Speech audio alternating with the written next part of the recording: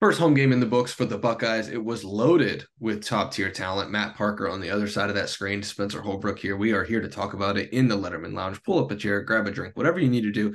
Get comfy. We're just lounging, man. Matt, how you doing?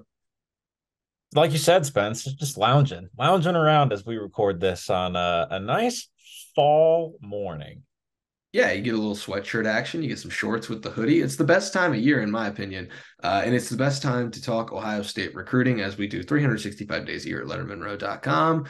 Matt, not going to really waste any time here. Yes, Ohio State had a tune-up game against Youngstown State. No, the Buckeyes didn't look at their best, but we're not here to talk about what happened on the field. We're here to talk about what was behind the end zone before the game, and then in the crowd during the game, and then in the Woody after the game. The Croots, the Buckeyes hosted quite a few of their commits for this one. Um, Probably a strategic move to be able to talk to them more, as we talked about last week on the Letterman Lounge. Chief among the visitors was 5-star plus wide receiver Jeremiah Smith. And that visit went extremely, extremely well for Ohio State. And that's basically the headliner. Like, if the best player in America, regardless of position, is on your campus, it's a headliner. Yeah, especially when he's committed to your program. And we had numerous sources within the Ohio State program, tell us probably stemming from Friday through Sunday, just like how important it was to Ohio State, the fact that Jeremiah Smith decided to, as they told us, come home for the Youngstown State game, knowing that he's going to continue to take visits elsewhere, which at this point, like, I'm a firm believer in, like, take as many visits elsewhere as you can, enjoy the process. You and your family work hard to do this, and enjoy the fruits of your labor. But this visit, talking with some people, reminded him of just why he is going to go to Ohio State. And we talked about that at length last week. But for him to actually be in the stands, this isn't his first Ohio State game, but I'm I'm relatively certain this is his first Ohio State game of no consequence for the Buckeyes, meaning there was never a doubt that Ohio State was going to lose this football game last weekend. And so when Jeremiah Smith is sitting in the nice seats there in A deck, and he sees what, like, the fourth play from scrimmage, Marvin Harrison basically go the length of the field. And knowing that more likely than not, that's going to be him next fall, because I'm going to go on the record that he's going to start as a true freshman. I Uh, mean, Matt, I've gone on the record and say he's going to be a first round pick already on the site before he's that's even true. That signed. is true. Yeah, go ahead. You go on the record with whatever you want. I'm bold predictions are for Fridays, Spence, not Thursdays. But we're a little early with that. Uh, but yeah, I mean, I think he's going to start as a true freshman at Ohio State, and in that wide receiver room, that's no small feat. And so to just be on campus, to be around Brian Hartline and Ryan Day and Keenan Bailey and so many other important, Mark Pantoni. Mark Pantoni was arm in arm with Jeremiah Smith. It felt like throughout pregame celebrations, and you have Nick Murphy and Aaron Dunston and all these wonderful people that work at Ohio State. Just are constant. We're constantly around him and just reminding him, like, hey, this is home. This is why you're here. And then fourth play from scrimmage, Ryan Day and or Brian Hartline, whoever called that play, dials up a good one. Not for Jeremiah Smith, obviously, but it was nice. It's got to be nice. Yeah, to be able to showcase, Marvin Harrison Jr. has a big impact even in a game like that, is a good sign. Carnell Tate as a true freshman catches a nice ball from Devin Brown. Just show Jeremiah Smith, hey, this is what happens even in this loaded room. He plays a true freshman. Emeka Ibuka has 94 yards, even though the Buckeyes offense wasn't firing on all cylinders. Kyle McCord looks like a good quarterback after struggling a little bit against Indiana. All of those things coupled with the idea that Jeremiah Smith was actually on campus, which Ohio State could have looked horrible and still beaten Youngstown State. And Jeremiah Smith still being on campus would have been the biggest deal of the entire day, because while and I know that Alabama wasn't a serious contender for him, but while Alabama's playing Texas, and he could have just called Alabama and said, "Hey, I want to go watch that game." While Texas A&M goes to Miami, and Miami looks really good offensively, and could have made a statement had he been in the stands at Hard Rock. He's watching Ohio State punk Youngstown State instead. While Florida has a home night game, which against a bad opponent, yes, but he could have went to the night game at Florida just to see what the night atmosphere in the swamp looks like. While Florida State's playing a Debbie Downer opponent after beating up on LSU the week before, he already saw the Seminoles. Jeremiah Smith made the trip, at least 1,000 miles. I haven't done the map work on it. I'm not a geographer, but at least 1,000 miles to come up and watch Ohio State play Youngstown State. I think that is the biggest deal. Whether there's an entourage around him from the Ohio State side, okay, that's fine. Like, you have to continue to always be recruiting. That's the old saying, ABC. But just he could have been there in D deck and sat up there amongst father and sons from around the state, and it still would have been a bigger deal that he was there than what he saw. Just the idea that he made the commitment to come up to Columbus instead of going to those various other places that are all closer says a lot to me, Matt, about where he stands. I think that kind of, when the nail finally goes in the coffin, as far as like when he signs at Ohio State, I think this September 9th will be a day that I kind of circle as like, yeah, we probably should have stopped any and all speculation on the day that he visited for the Youngstown State game. Yeah, I mean, to me, you said it. It's very telling of where his intentions are, where his head is, and where his heart is. And that's to go into Brian Hartline's room and be all of the things that he can be, which is, as you have boldly predicted, a potential first round pick, a potential Biletnikoff winner, All-American, all of those things that are quite honestly already expected of him, which is maybe a little unfair considering he's 18 years old and hasn't played a snap in college. But that Youngstown State visit was telling to me, and the fact that he had his pick of the litter of in-state schools for him to go visit. And I thought that Miami game was actually impressive. Like, I genuinely thought that Miami offense looked really good. But we're not here to talk about that. We're here to talk about just, The again, Bucks.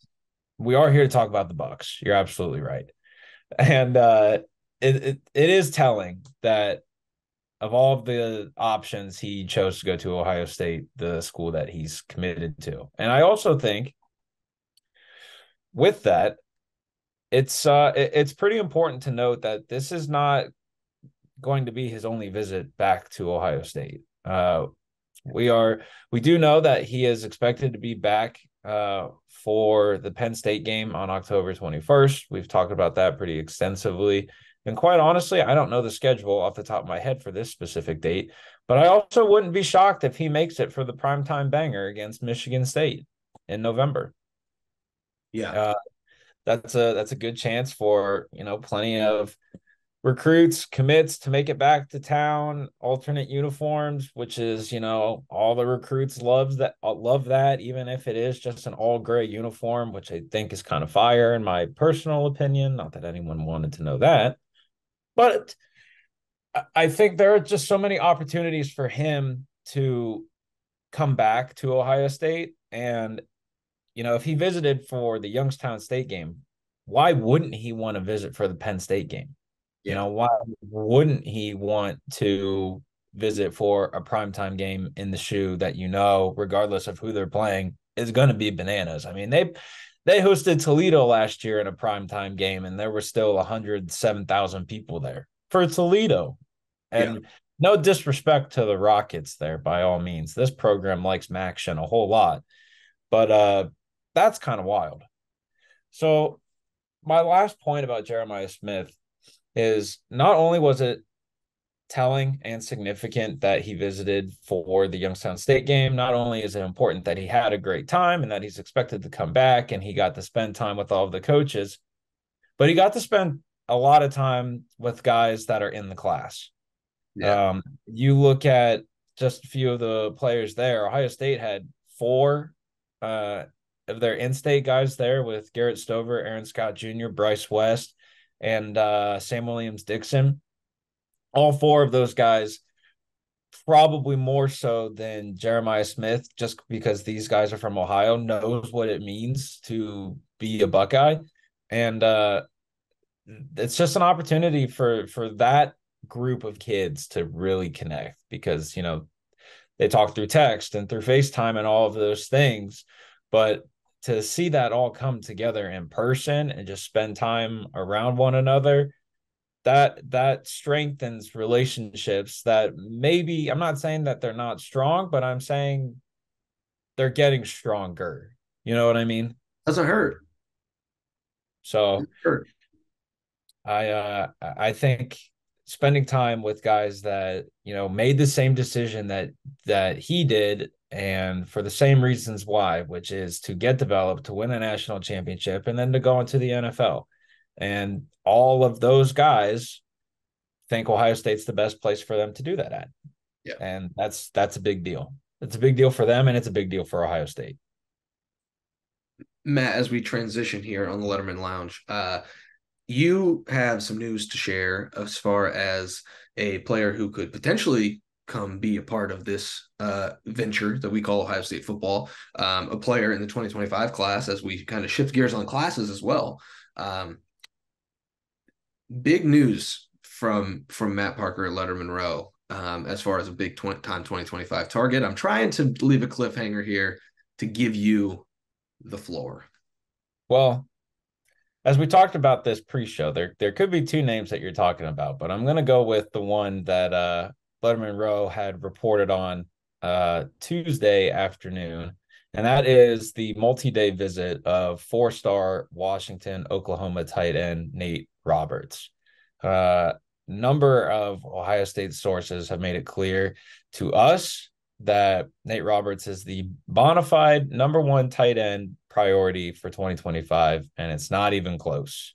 The 6'4", 235-pound tight end is about 20 minutes south of Norman, Oklahoma, which is home to the University of Oklahoma, not Oklahoma University, as they like to call themselves, OU.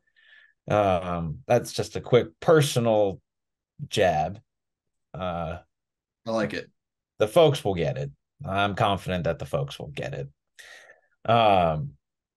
And Nate Roberts being on campus for not just game day, but because he doesn't have a game this Friday, him being on campus is very significant for just continuing to build that 2025 class. There's only one kid committed to it right now in Bell Fountain quarterback Tavian St. Clair, who we're kind of expecting him to be like the Garrett Stover of this 2025 class and be at as many Ohio State home games as possible.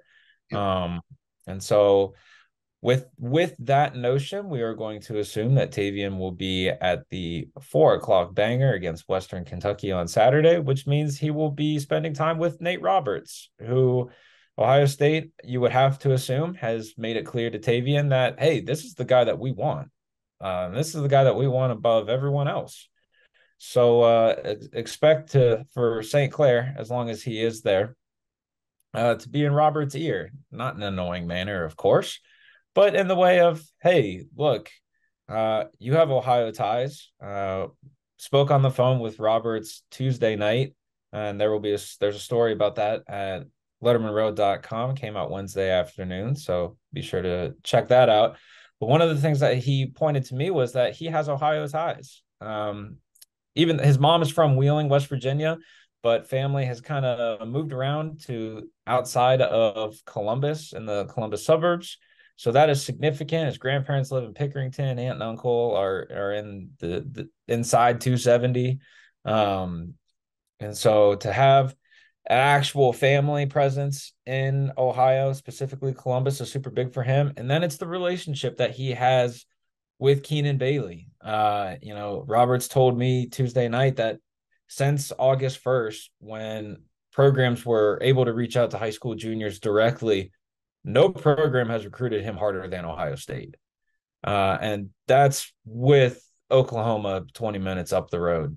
So that to me is very telling and very indicative of the efforts that Keenan Bailey, Brian Hartline, and Ryan Day are putting in on Nate Roberts, who is the number 2 tight end in the On3 industry rankings, number 135 overall prospect.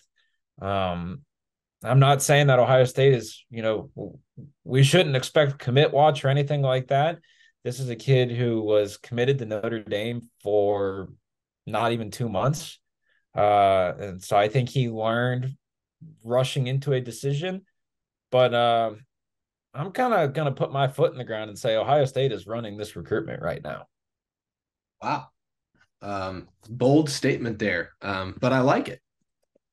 I like it, Matt. There's not really a lot of sexiness to talking about tight ends, especially at Ohio State, where everybody wants to talk about wide receivers. Everybody wants to talk about offensive line. Everybody wants to talk about quarterback and running back. And then there's the little offensive line or tight end position, Matt, where, the Buckeyes are going to go after the best players in the country. If they find one they like, they're going to go.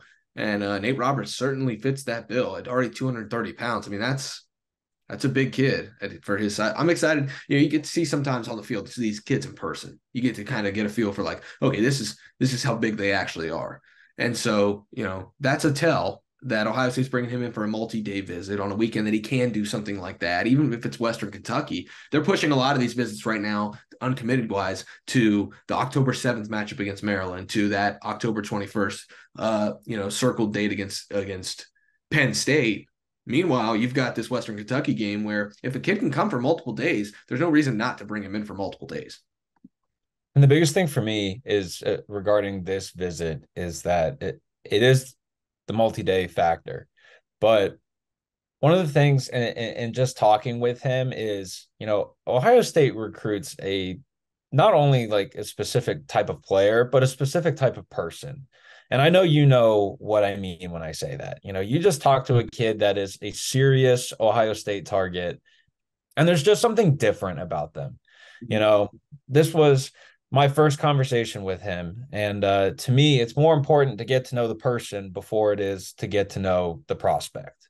Because relationships everything is about relationships, right? And so whether that's Ohio State recruiting him or that's a recruiting analyst wanting to get to know the guy, it's more important for me to get to know the person than it is to get to know the prospect. And so I start off that conversation just by asking him like, hey, tell me about yourself. Who is Nate Roberts? Not the football player. I can watch Huddle and I can watch highlight tapes and everything like that to get a sense of who you are as a football player, but I don't know you as a person. And that's what I'm more interested in. And just talking to him and the things that are super important to him and the things that he's passionate about. He's the kind of person that stays 40 minutes after his game has finished on Friday night to take pictures with fans. He lives in a town that's, I think the population's like 1,100 or something like that. It's a very small town. And he told me that he knows that he's like the talk of the town. And he said it not in a bragging way, but in a way that like he's aware of what he is. And that doesn't matter to him. And that's the kind of person that Ohio State recruits. There was a question asked to Ryan Day at his Tuesday press conference about, everyone is exceedingly humble and like you almost like kind of need someone to be outlandish and a little obnoxious. And that's kind of like a stretch of the point that was made. But my point in talking about Nate Roberts as a person is that he's the kind of person that would fit in perfectly with the culture at Ohio State, who still recruits looking for culture fits as well as on-field fits. And to me, he just fits all of that. So I'm very eager for him and his family to experience Ohio State so we can catch up after that multi-day visit. Nate Roberts is coming to Ohio Stadium on Saturday. The Wednesday after that, somebody else is coming to Columbus. That it's some real sicko stuff going on down at Nationwide Arena next Wednesday as Bruce Springsteen hits the stage for a Nationwide Arena show. If you're into that kind of stuff, why would you be? If you're into that kind of stuff, you can see it at Nationwide Arena, and you can get tickets for it on the Game Time app. If you're not interested in going to Ohio State football games, which if you are not, why are you listening to us talk? If you Keep are, listening. Keep if listening. you, yeah, 5-star review. Come on, let's go. Thank you. But if you're interested in going to Ohio Stadium, you can go see Ohio State Western Kentucky on Saturday through the Game Time app or gametime.co. Or if you're into the music scene, you can go see Bruce Springsteen and the E Street Band next Wednesday at Nationwide Arena. Whatever you want to do as far as entertainment, you can get tickets for that entertainment on the Game Time app and gametime.co. The best place to go buy tickets. Right now, if you use the promo code Buckeyes at checkout, you get $20 off your first purchase. Also, they run this thing, Matt, a really cool thing they do. If you have a ticket from Game Time and then you find a ticket that's cheaper on a different ticketing service, that's cheaper, you can send it into Game Time. They will match the difference 110%. So you can even make a little money using the Game Time app. It's a great little deal they do there. Of course, terms apply. But if you want to see the Buckeyes play Western Kentucky, if you want to see Ohio State down the road against Notre Dame, there's tickets for the Notre Dame game on there. You want to make that trip over to South Bend, use the Game Time app or gametime.co and use that promo code Buckeyes for $20 off your first purchase. Of course, terms apply. That is the code Buckeyes on first purchase on the Game Time app and gametime.co. Matt, before we wrap things up quickly, there is another 2025 prospect that you would like to have the folks lend you their ears about. Yeah, I want to talk about just quickly 5-star Houston, Texas, North Shore High School cornerback Devin Sanchez. This is a guy that Ohio State's cornerback board for 2025 is very interesting because there are a lot of national prospects that are very, very interested in Ohio State. And then there are a couple of in-state guys that Ohio State is very, very interested in as well. Last week, there was Dorian Brew on campus, who is one of those in-state guys. But Devin Sanchez had a brief conversation with him just the other day because follow each other on Instagram. And it seems like every time he posts something, there's something Ohio State related in it. You know, Ohio State headband, Ohio State gloves, helmet sticker on his back plate. I don't know. There's always something Ohio State. And I will add preface to this statement by saying his school colors are red and white. So it does match. And I'm not like a big, oh, he's wearing this team gear because last week Justin Scott, 5-star defensive tackle commit for Ohio State, wore Georgia gloves and then spent all weekend putting up other Buckeyes on his Instagram story. So like none of it really matters. But it was interesting to me, so I reached out to him and reached out to Devin Sanchez, that is. And that's a recruitment that right now Ohio State's running. So that's a recruitment that's going to be between the big three of Ohio State, Alabama, probably Georgia's going to get in there. Texas's win over Alabama is a little interesting. But right now, Ohio State's running that recruitment, and we are expecting Devin Sanchez to be on campus for the Penn State game. North Shore is always an interesting place to recruit. A lot of talent coming out of North Shore. Just a lot of interesting prospects. So I'll be interested to watch that recruitment and how it progresses. Devin Sanchez seems a little different from a lot of those North Shore guys that come through that program, but he's definitely one to watch as a 5-star prospect. Like if you can get a 5-star corner from Texas,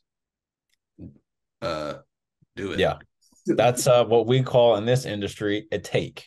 Yeah, go do it. So Perry Eliano and Tim Walton are going to take their best shot with Devin Sanchez, the 5-star cornerback from Texas. Matt and I are going to take our best shot continuing to talk about these Buckeyes all 365 days that are in the calendar year and every year. Matt, thanks for joining me. Thanks for having me, and thanks for joining me. We kind of run a cooperation here, and it's always fun to chat about the Croots in the Lettermen Lounge as we just lounge around, man. Yeah, I mean, I don't have my feet up right now or anything like that, but I'm comfortable with the program, man. Yeah, I know. It's tough out here. My feet are firmly planted on the ground, and our coverage is firmly planted at lettermenrow.com. If you want in on that action, you can get it for $1 for 1 month. You will not regret that decision. I know it. $1 for 1 month. Come join the Lettermen Row community. Come join the message board. We're we're starting to pop off there, doing a lot of fun stuff on that message board, game reviews, talking about the recruiting side of things, doing some analytics stuff over there, and just having a good time talking about everything. Come join that community today for $1 for 1 month. That's where you can find Matt Parker and I. For now, we're going to get back to work covering those Buckeyes.